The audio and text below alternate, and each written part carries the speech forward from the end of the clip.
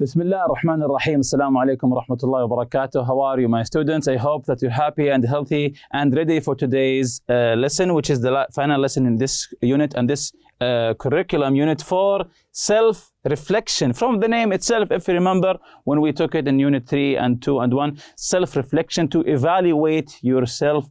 In this unit, of course, to self-reflect upon yourself, to give yourself feedback about this unit, which is really important to know about your weaknesses, your points of weaknesses, and your strengths in this unit. But before you do that, open your workbook, page 119, exercise L. Complete the online blog about ethics and technology. Use the verb in the parenthesis and future progressive or future perfect tense. So let's read it quickly now. The technology is ready now, but are we ready for it? Technology has completely changed. Just to make you read with me, technology has completely changed the way we live and work, and it will continue to do so in the future. According to a market forecast, 5 years from now, e-learning will have reached. This is future perfect, of course, because here it says 5 years from now, e-learning will have reached a volume of nearly $6 billion in the highest buying markets. This amount will be spent on packaged content, development services, learning platforms, tool hosting services, authoring software, and platform installation. Higher education become the largest buyer by the end of the forecast period. Remember, when you have two events, we choose the future perfect. So how do we answer this one? Using the future perfect. Yes, will have become, will have, and the perfect form of the verb become the largest buyer by the end. This is the second event here, by the end of the forecast period. More than 3 million students in the US attend virtual schools. So do we have two events, or we're talking about an action that will be in progress, continuous in the future? Yes, so we use the, of course, future progressive. Will be attending virtual schools, and more corporations use e-learning platforms for meetings and training sessions. So, and more corporations, it's the same thing. We're talking about the future. Will be using e-learning platforms for meetings and training sessions. Moreover, rapid developments in robotics and AI, artificial intelligence, will mean that soon we will all be able to study or work remotely from the comforts of our home. We will send our robot to school or to the office instead. By 2025, it's quite possible that some households will own a robot to carry out porter-style tasks, such as delivering and carrying packages. By 2030, experts believe that robotics and the verb develop. And remember, here we have by 2030, so we have two events. Yes, very good. So now we choose the future perfect. Will have developed so significantly that smart robots will be capable of performing autonomously and make common sense decisions. By 2050, some scientists believe that smart robots, and the verb is reach. So it's the same as this one. So, yes, will have reached. It's the same thing, future perfect. Will have reached such a high level of intelligence that they will be able to provide emotional care and companionship to the elderly and sick. So the robots will develop emotions. So is this good or bad? It's according to your own view of this matter. Exercise M, page 119. Answer the questions about the text. So about the text that we just have answered. What will have happened by the year 2025? If you go back to the text, what will have happened by the year 2025. So this is future perfect in the question form. What will have happened by 2025? Go back to the text. Read it carefully again. So let's check the answer now. What will have happened by 2025? And also the second question, would you buy a smart robot? Why or why not? So of course this is according to your own opinion. So going back to question 1, what will have happened by 2025? So by 2025, it's quite possible that some households will own a robot to carry out porter-style tasks such as delivering and carrying packages. By 2025, it's quite possible that some households will own a robot to carry out porter-style tasks such as delivering and carrying packages. Would you buy a smart robot? Why or why not? Of course, the year 2025 is not far from now. It's almost 2 years or maybe even less. So are you excited about getting a new robot that will do some chores for you, some tasks for you? Are you excited? Or some people are afraid of the idea that robots are being intelligent, having emotions, having feelings. So what do you think about this issue here? Would you buy a smart robot? Why? If you say yes, why? If you say no, why not? So you can answer this one, of course, by yourself. I said, of course, yes, of course, to make my life much more comfortable and easier. Of course, if I buy a smart robot, this will make me comfortable and, of course, make my life easier because he will be doing my chores for me as I program him, of course. Or I program it because it is a robot. So would you buy a smart robot? Yes, of course, to make my life much more comfortable and easier. Exercise N, complete the conversation using the correct form of used to, be used to, would, was, were, going to. So complete the conversation using the correct form of used to, be used to, would, was, were, going to. So this is a conversation between Tom and Jim. Let's read it and fill the gaps here. Tom, can I talk to you about a problem I'm struggling with? Jim here. Sure, what's going on? Tom, my brother isn't doing very well in his history class. He be really hard-working student. So, my brother isn't doing very well in his history class. He, number one here, the verb is be, a really hard-working student. So, how do we answer this one? And remember the correct form. If you want to use used to or be used to, would, and so on. He be a really hard-working student. So this is an easy one. Yes, he used to be. So he used to be. It means that he was in the past, but he isn't now. He used to be a really hard-working student, and he always listened to the teacher. So, number two, we have always and listen to the teacher. So, let's see the correct answer. And he would always listen to the teacher. He would. We say would when we are 100% sure. He would always listen to the teacher, but lately he has become distracted. Anyway, he has asked me to write his history report for him. I not go, but I now think that maybe I should. So, again, anyway, he asked me to write his history report for him. I not go, but I now think that maybe I should. So, number three, let's see the correct answer here. I wasn't going to. I wasn't, this is not here, negative, going to, go became going to. I wasn't going to, because he asked him to write his history report for him. I wasn't going to, but now I think that maybe I should. He is my brother after all, so he thinks that he is helping him. Jim, I don't know.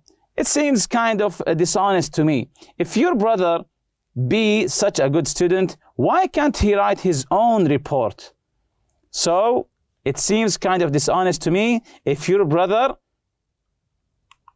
used to be such a good student, used to be, to talk about a past situation here, past situation. If your brother used to be such a good student, why can't he write his own report?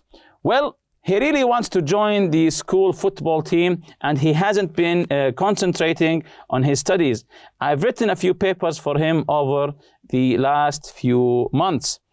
Jim here, oh no, Tom, that's terrible. You should stop writing those papers. Tom here, I know, but I want my brother to do well in school. Mom and Dad, use him getting great grades and they will be disappointed if he fails. So, Mom and Dad, use him getting great grades. Use. So I think this is an easy one. Yes, are used to him getting great grades and they will be so disappointed if he fails. If I help him, he will get a better grade in history. Also, he promised that he will do all my chores for the next month if I write the paper for him. So this is the conversation between Tom and Jim. Exercise O here, write a similar conversation between you and your best friend about a situation, the situation below. Write your conversation in your notebook. So we will read this situation and you will write a conversation similar to the last one between you and your friend. Use used to, be used to, would and was going to. So you are a writer for your school newspaper. You're working on an article about a local water pollution problem. You think that the pollution is from a factory that dumps chemicals into the river, but you aren't 100% sure. The pollution might not come from this factory. Some people are organizing a protest march in front of the factory. They want you to support them and to write a story about how bad the situation is. What will you do? Will you go with them? But you're not 100% sure. So in this situation, read it carefully. Try to have a conversation with your friend. Of course, use what we have learned. Used to, be used to, would and was going to. And if you remember the project that we took previously, gather information about new groundbreaking methods of treatment and procedures used in Saudi Arabia. Then I asked you to make notes here about the groundbreaking procedure, target condition, the patients, the description, the origin of the treatment, the equipment used, and so on. So jumping to today's lesson, write your feedback and self-reflection, to write your feedback and self-reflection. Things that I liked about Unit 4. What did you like about Unit 4? Maybe some lessons, maybe the theme. What would you do if you were in someone else's shoes? Hypothetical. Of course, this question is hypothetical. So, what did you like about Unit 4? Things that I didn't like very much. Things that you didn't like very much about this unit. Things that I found easy in Unit 4. Maybe some of the vocabulary, maybe the conversation or the listening part about the rescuers in the mountain, and so on. Things that I found difficult in Unit 4. This is a really important one. What was difficult for you in Unit 4? What was difficult? So you write them here and then you ask your teacher or your colleagues to help you and maybe revisit these lessons and try to understand them well, so they won't be difficult once you try to answer questions about them in the exam. Here's a checklist for Unit 4. If you remember, I can do this very well. I can do this quite well. I need to study and practice more. Talk about ethics and morals and moral dilemmas. To talk about ethics and morals, if you remember, a dilemma is a situation which is a difficult choice that has to be made between two or more alternatives, especially ones that are equally undesirable. And the word moral and ethical are related to ideas of right and wrong behavior.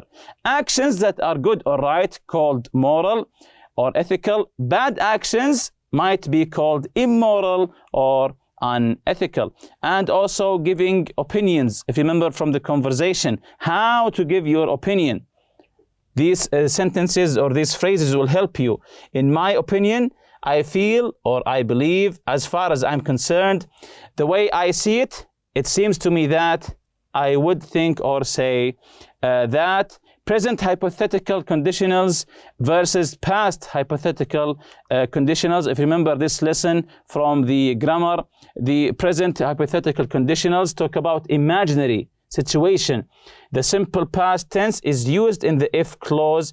Would, could, or might is used in the result clause. So we have two clauses, the if clause here and the result clause. The if clause, we used the past tense.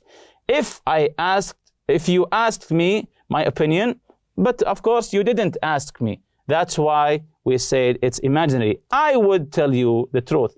And we use the past hypothetical conditional to talk about things that did not happen. Things that didn't happen in the past. They're often used to express regret or criticism. And of course, we use the past perfect in the if clause and would have, could have, or might have in the result clause. If I had tutored him, he might have passed the test. Did I tutor him? No, of course. That's why we call it imaginary. We use also the use of implied conditionals. If you remember the implied conditionals here, that we don't have to say or to utter the if clause, and the use of as if, as though for unreal situation. If you remember here, we use as if and as though plus past or past perfect to suggest that something is unreal or untrue. He talks as if he were an expert. Is he an expert? No, but he talks like it. He talks as if he were an expert. And we also use the future progressive and future perfect. If you remember from the form, meaning, and function, the future progressive, this is the form, will, be, and present participle, of course with ing, to talk about continuous actions in the future, actions in progress in the future. And the future perfect, that we have two events.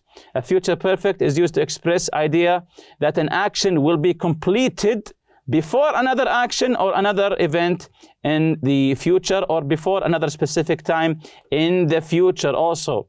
So, and the form here is will have plus the past participle. By this time tomorrow, we will have had a medical test result back.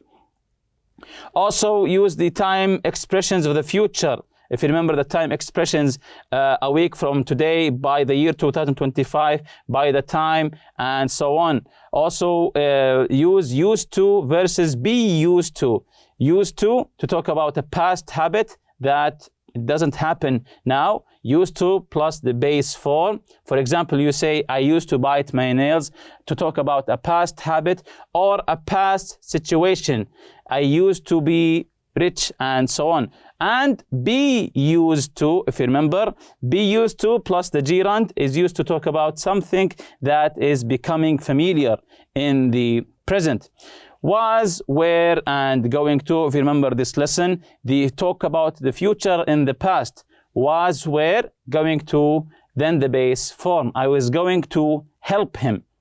I'm talking about a future plan that I made in the past, but of course didn't happen. I was going to help him, I was going to pay, and so on. Then write your 5 favorite new words from Unit 4.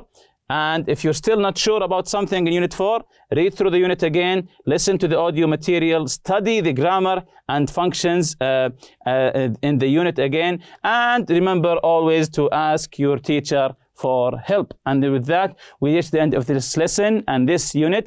See you in the next lesson, inshallah. سبحانك اللهم وبحمدك. أشهد أن لا إله إلا أنت أستغفرك وأتوب إليك. السلام عليكم.